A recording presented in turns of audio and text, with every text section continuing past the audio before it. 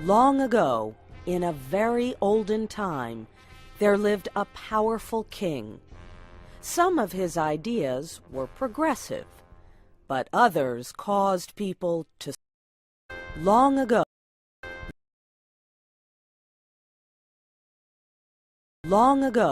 in a very olden time, there lived a powerful king.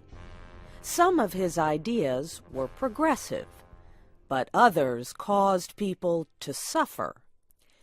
One of the king's ideas was a public arena as an agent of poetic justice. Crime was punished or innocence was decided by the result of chance. When a person was accused of a crime, his future would be judged in the public arena. All the people would gather in this building. The king sat high up on his ceremonial chair. He gave a sign. A door under him opened. The accused person stepped out into the arena. Directly opposite the king were two doors. They were side by side, exactly alike. The person on trial had to walk directly to these doors and open one of them. He could open whichever door he pleased. If the accused man opened one door, out came a hungry tiger, the fiercest in the land. The tiger immediately jumped on him and tore him to pieces as punishment for his guilt. The case of the suspect was thus decided. Iron bells rang sadly. Great cries went up from the paid mourners, and the people, with heads hanging low and sad hearts, slowly made their way home. They mourned greatly that one so young and fair, or so old and respected, should have died this way. But if the accused opened the other door, there came forth from it a woman, chosen especially for the person. To this lady he was immediately married in honor of his innocence. It was not a problem that he might already have a wife and family, or that he might have chosen to marry another woman. The king permitted nothing to interfere with his great method of punishment and reward. Another door opened under the king, and a clergyman, singers, dancers, and musicians joined the man and the lady. The marriage ceremony was quickly completed.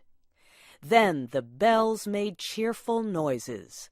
The people shouted happily, and the innocent man led the new wife to his home, following children who threw flowers on their path.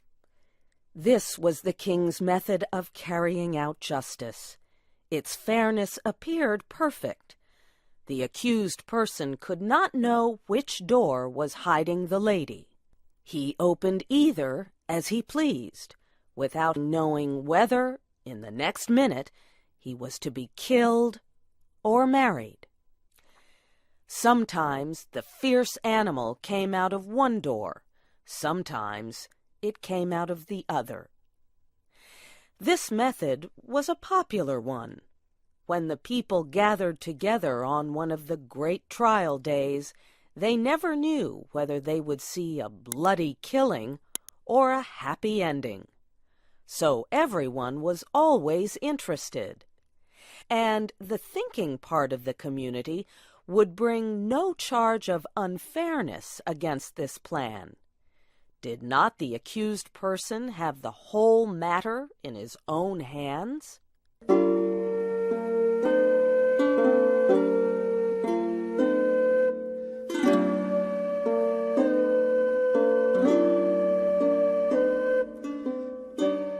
The king had a beautiful daughter, who was like him in many ways. He loved her above all humanity. The princess secretly loved a young man who was the best-looking and bravest in the land. But he was a commoner, not part of an important family. One day, the king discovered the relationship between his daughter and the young man. The man was immediately put in prison. A day was set for his trial in the king's public arena. This, of course, was an especially important event. Never before had a common subject been brave enough to love the daughter of the king. The king knew that the young man would be punished, even if he opened the right door. And the king would take pleasure in watching the series of events, which would judge whether or not the man had done wrong in loving the princess.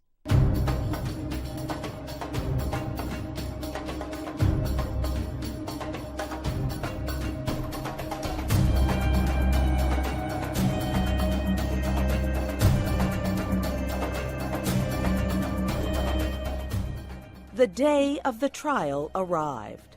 From far and near the people gathered in the arena and outside its walls.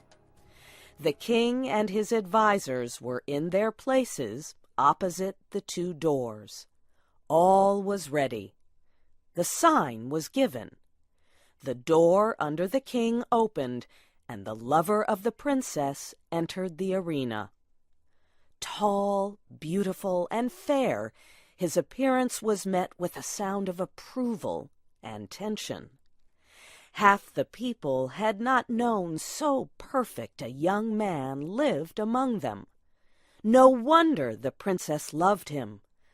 What a terrible thing for him to be there. As the young man entered the public arena, he turned to bend to the king. But he did not at all think of the great ruler. The young man's eyes instead were fixed on the princess, who sat to the right of her father. From the day it was decided that the sentence of her lover should be decided in the arena, she had thought of nothing but this event. The princess had more power, influence, and force of character than anyone who had ever before been interested in such a case. She had done what no other person had done. She had possessed herself of the secret of the doors. She knew behind which door stood the tiger, and behind which waited the lady.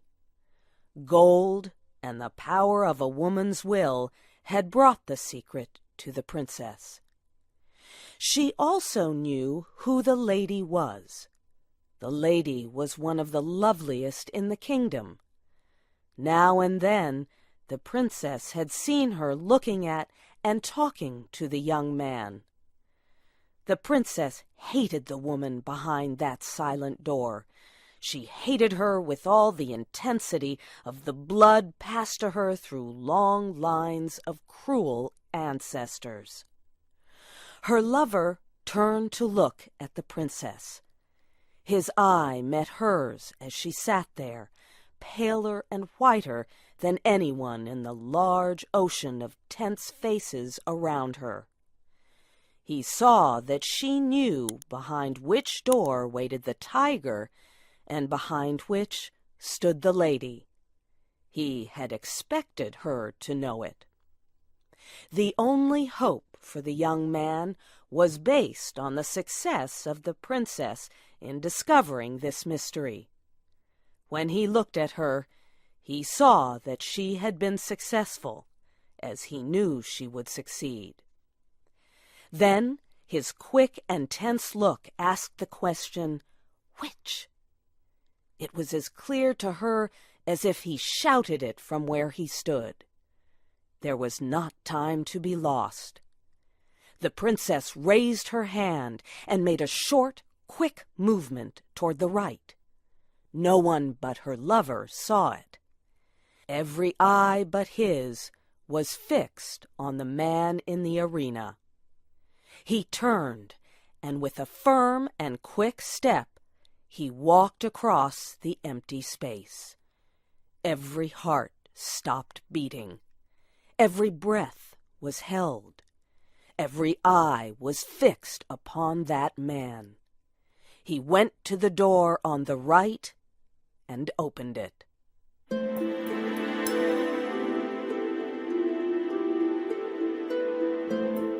Now, the point of the story is this. Did the tiger come out of that door, or did the lady? The more we think about this question, the harder it is to answer. It involves a study of the human heart. Think of it not as if the decision of the question depended upon yourself, but as if it depended upon that hot-blooded princess, her soul at a white heat under the fires of sadness and jealousy. She had lost him, but who should have him?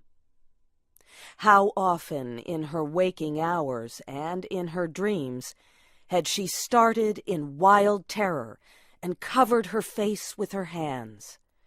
She thought of her lover opening the door on the other side of which waited the sharp teeth of the tiger. But how much oftener had she seen him open the other door? How she had ground her teeth and torn her hair when she had seen his happy face as he opened the door of the lady. How her soul had burned in pain when she had seen him run to meet that woman with her look of victory. When she had seen the two of them get married, and when she had seen them walk away together upon their path of flowers, followed by the happy shouts of the crowd, in which her one sad cry was lost. Would it not be better for him to die quickly and go to wait for her in that blessed place of the future? And yet, that tiger, those cries, that blood! Her decision had been shown quickly, but it had been made after days and nights of thought. She had known she would be asked, and she had decided what she would answer, and she had moved her hand to the right. The question of her decision is one not to be lightly considered, and it is not for me to set myself up as the one person able to answer it. And so I leave it with all of you. Which came out of the open door, the lady or the tiger?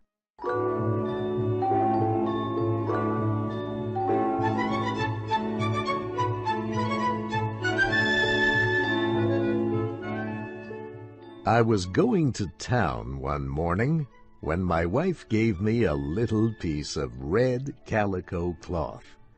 She asked me if I would have time during the day to buy her 2.5 meters of calico cloth like that. I told her that it would be no trouble at all. Putting the piece of brightly colored cloth in my pocket, I took the train to the city. During the day, I stopped in at a large store.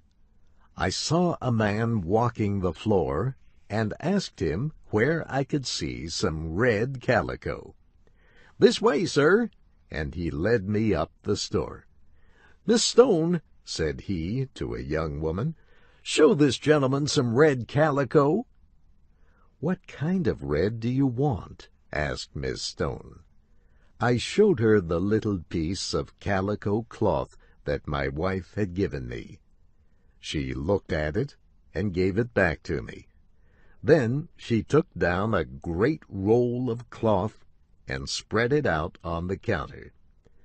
"Why, that isn't the right kind of red," said I. "No, not exactly," said she, "but it looks nicer than your sample." "That may be," said I, "but You see, I want it to look like this piece. There is something already made of this kind of calico which needs to be enlarged or fixed or something. I want some calico of the same shade." The girl made no answer, but took down another roll of cloth. "That's the right color," said she.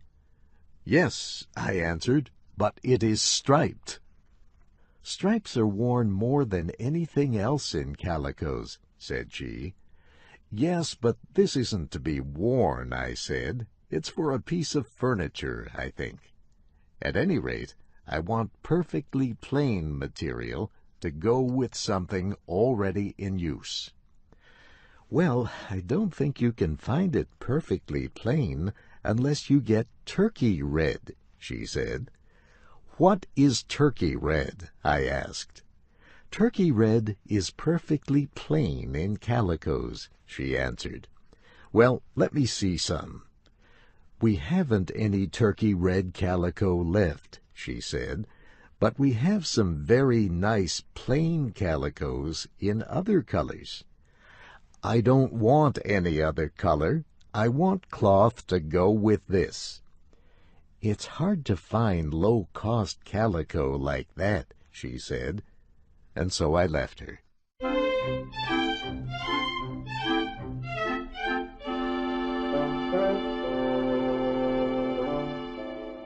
I next went into a store a few doors up the street. I gave a salesman my sample and asked, "Have you any calico like this?" "Yes, sir," said he. "Third counter to the right." I went to the third counter to the right. A man there looked at my sample on both sides. Then he said, "We haven't any of this." "I was told you had," said I. "We had it, but we're out of it now. You'll get that from an upholsterer, someone who recovers furniture." I went across the street to the upholsterer's store. "Have you anything like this?" I asked. "No," said the man, "we haven't. Is it for furniture?" "Yes," I answered. "Then turkey red is what you want." "Is turkey red just like this?" I asked. "No," said he, "but it's much better." "That makes no difference to me," I said.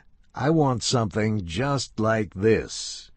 "But they don't use that for furniture," he said. "I should think people could use anything they wanted for furniture," I said, somewhat sharply. "They can, but they don't," he said calmly.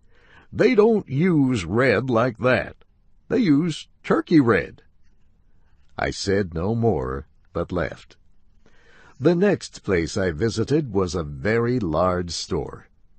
Of the first salesman I saw, I asked if they sold red calico like my sample. "You'll find that on the second floor," said he. I went up the steps. There I asked the man, "Where will I find red calico?" "In the far room to the left, over there," and he pointed to a distant corner. I walked through the crowds of purchasers and salespeople, and around the counters and tables filled with goods, to the far room to the left.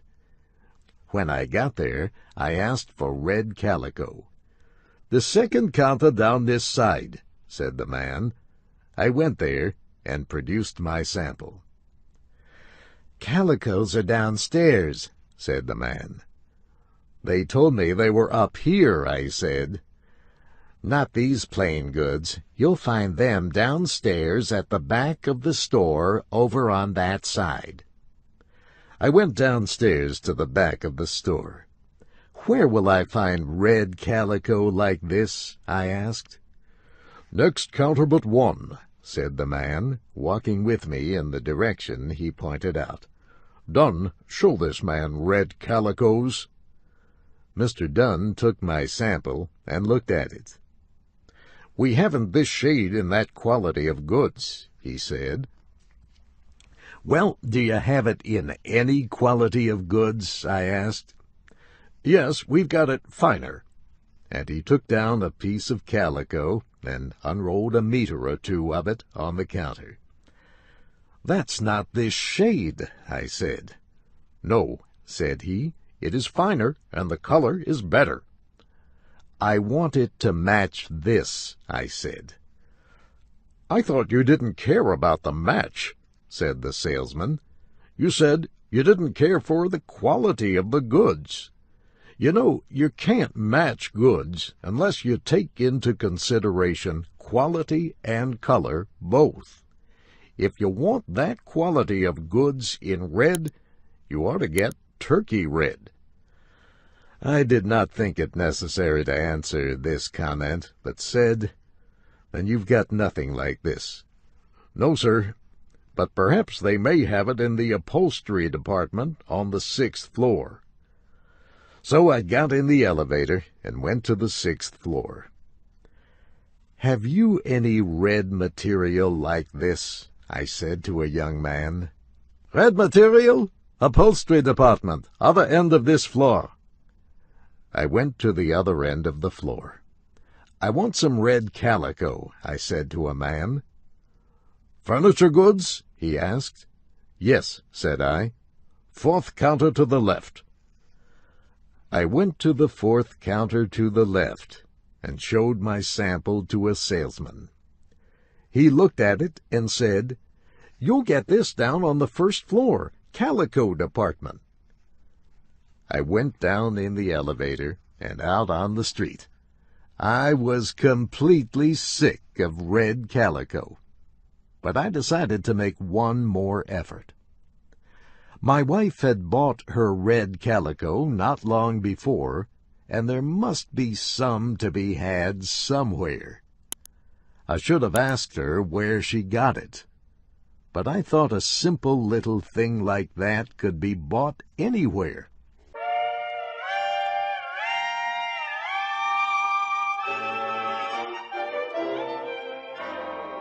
I went into another large store. As I entered the door, a sudden nervousness took hold of me. I just could not take out that piece of red calico again. If I had had any other kind of cloth, I think I would have asked them if they could match that. But I stepped up to a young woman and presented my sample with the usual question. "Back room, counter on the left," she said. I went there. "Have you any red calico like this?" I asked the saleswoman. "No, sir," she said, "but we have it in turkey red." "Turkey red again!" I surrendered. "All right," I said, "give me turkey red." "How much, sir?" she asked. "I don't know, say 15 meters. She looked at me strangely, but measured off 15 meters of turkey red calico. Then she touched the counter and called out, "Cash." A young girl with yellow hair appeared. The woman wrote the number of meters, the name of the goods, her own number, the price, and the amount of money I gave her on a piece of paper. She probably wrote some other things like the color of my eyes and the direction and speed of the wind. She then copied all this into a little book. Then she gave the piece of paper, the money, and the turkey red cloth to the yellow-haired girl. This girl copied the information into a little book she carried. Then she went away with the calico, the paper, and the money.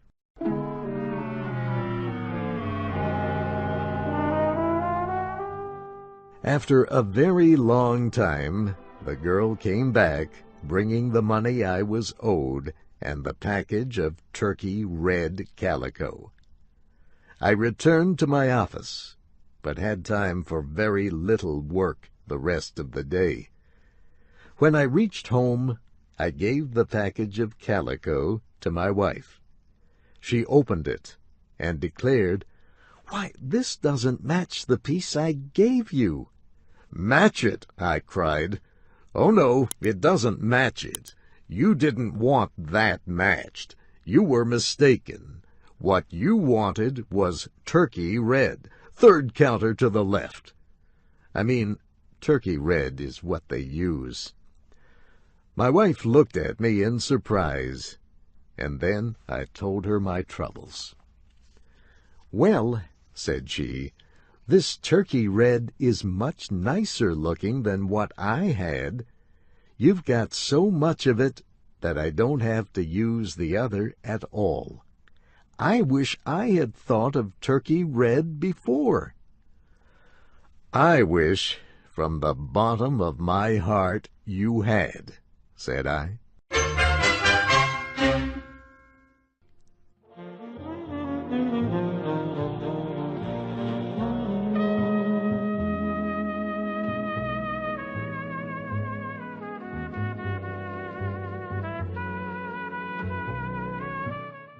A friend of mine in the East asked me to visit old Simon Wheeler to ask about my friend's friend, Leonidas W. Smiley.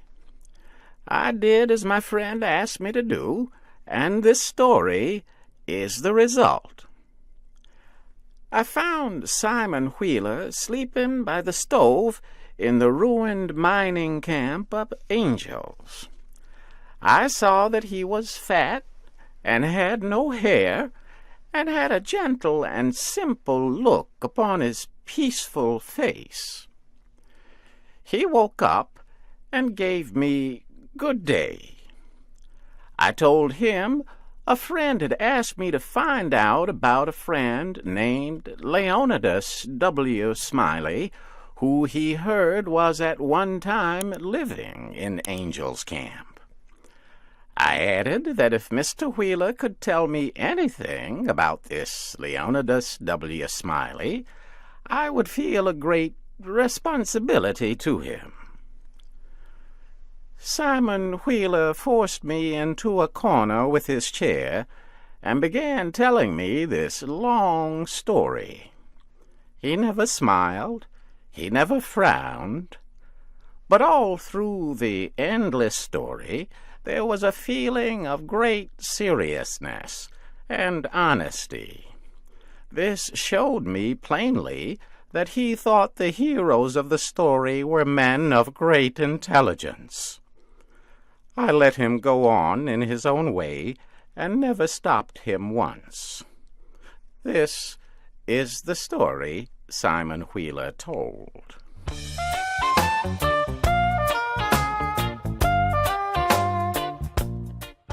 Leonidas W. Well, there was a man here once by the name of Jim Smiley in the winter of 1849, or maybe it was the spring of 1850. Anyway, he was the strangest man. He was always making money on anything that turned up, if he could get anybody to try to make money on the other side. And if he could not do that, he would change sides. And he was lucky, uncommon lucky. He most always was a winner. If there was a dog fight, he would try to win money on it. If there was a cat fight, he would take the risk. If there was a chicken fight, he would try to win money on it.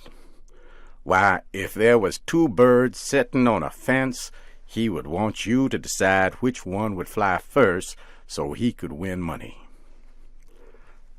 Lots of the boys here have seen Nat Smiley and can tell you about him. Why, it did not matter to him. He would try to make money on anything. He was the most unusual man. Parson Walker's wife was very sick once for a long time, and it seemed as if they were not going to save her. But one morning he come in, and Smiley asked him how his wife was, and he said she was better, thank God. And Smiley, before he thought, says, "Well, I'll risk my money. She will not get well." And Smiley had a little small dog. To look at the dog, you would think he was not worth anything but to sit around and look mean and look for a chance to steal something. But as soon as there was money, he was a different dog. Another dog might attack and throw him around 2 or 3 times. Then, all of a sudden, Smiley's dog would grab that other dog by his back leg and hang on till the men said it was over. Smiley always come out the winner on that dog, at least until he found a dog once that did not have any back legs. The dog's legs had been cut off in a machine. Well, the fighting continued long enough, and the money was gone. Then, when Smiley's dog come to make a grab the other dog's back legs, he saw in a minute how there was a problem. The other dog was going to win, and Smiley's dog looked surprised and did not try to win the fight anymore.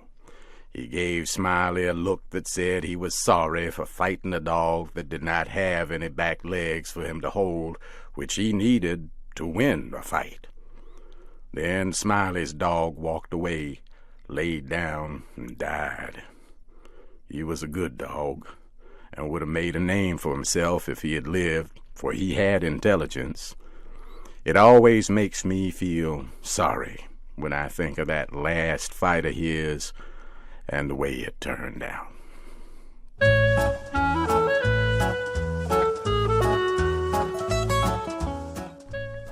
Well, this Smiley had rats and chickens and cats and all of them kind of things.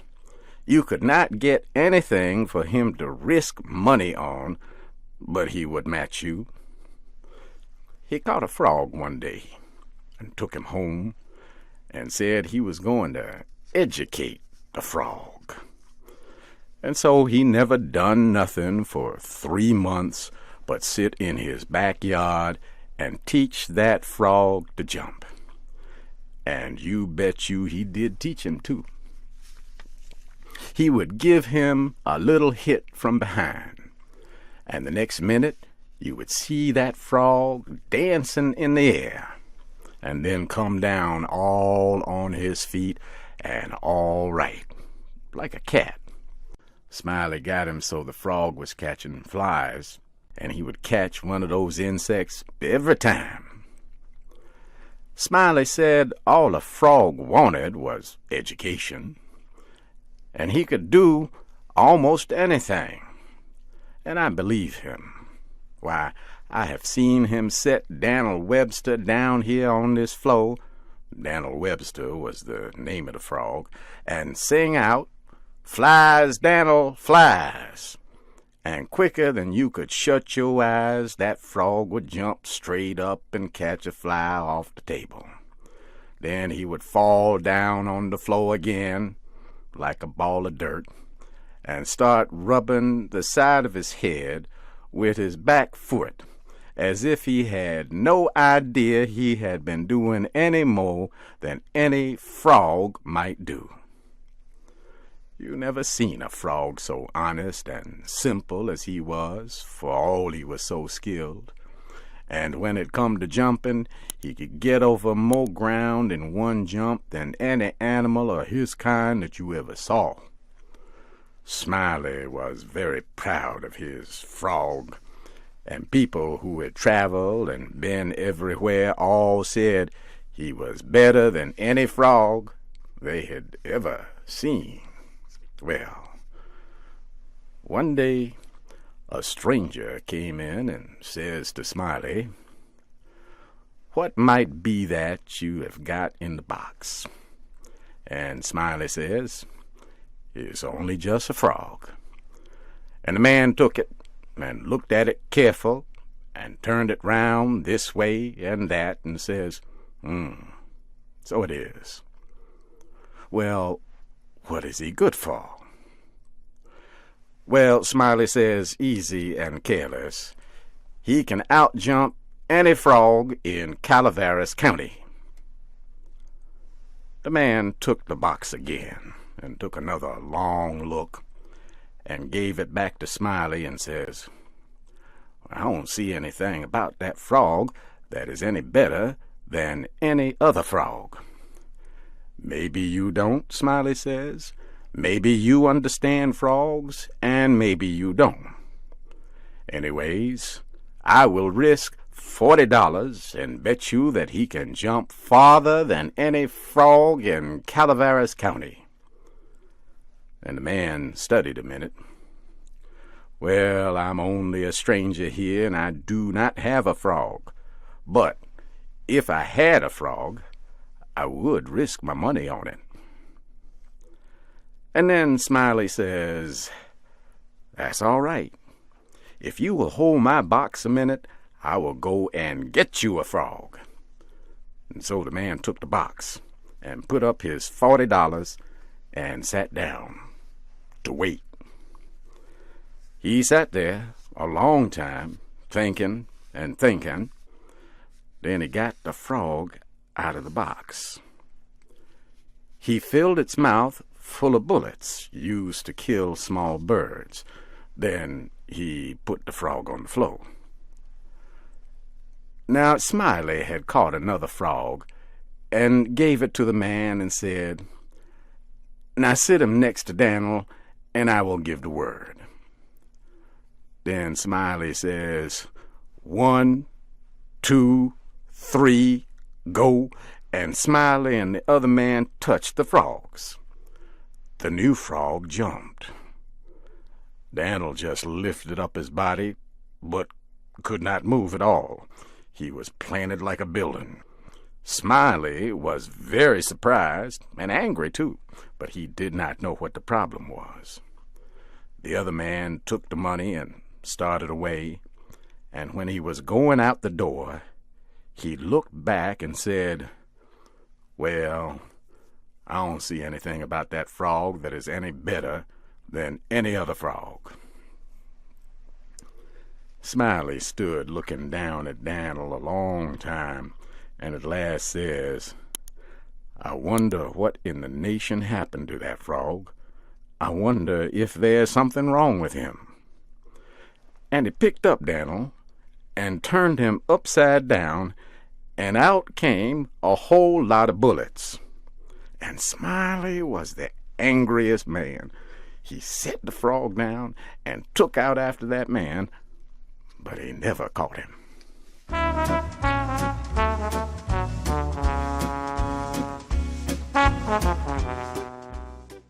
Now Simon Wheeler heard his name called and got up to see what was wanted. He told me to wait, but I did not think that more stories about Jim Smiley would give me any more information about Leonidas W. Smiley, and so I started to walk away. At the door, I met Mr. Wheeler returning, and he started talking again. "Well, this here Smiley had a yellow cow with one eye and no tail." However, lacking both time and interest, I did not wait to hear about the cow. I just left.